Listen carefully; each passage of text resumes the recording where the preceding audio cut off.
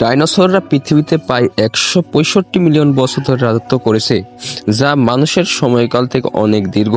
প্রথম ডাইনোসররা প্রায় 233 মিলিয়ন বছর আগে ট্রায়াসিক যুগে উদ্ভব হয়েছিল। ডাইনোসরদের আকারে ছিল বিশাল বৈচিত্র্য, কিছু ছিল মুরগির মতো ছোট, কিছু ছিল 100 ফুটেরও বেশি দীর্ঘ।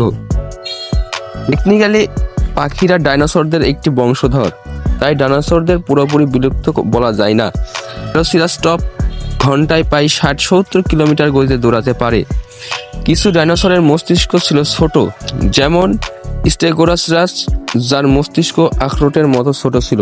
তবে ট্রোডন নামে এক ডাইনোসরের তুলনামূলকভাবে উচ্চ বুদ্ধিমত্তা ছিল। অনেক ডাইনোসর ছোট ও হালকা ছিল। মাইক্রোরাপটর নামের একটা ডাইনোসর মাত্র কয়েক কেজি ওজনের ছিল। ডাইনোসরদের বিলুপ্তির প্রধান কারণ ছিল 66 মিলিয়ন বছর আগে মেক্সিকোর ইউকাটান উপদ্বীপে একটি বিশাল গ্রহাণুর আঘাত। এর ফলে পরিবেশের মারাত্মক ক্ষতি হয়। ভিডিওটি ভালো লাগলে চ্যানেলটা সাবস্ক্রাইব করে পাশে থাকবেন। ধন্যবাদ।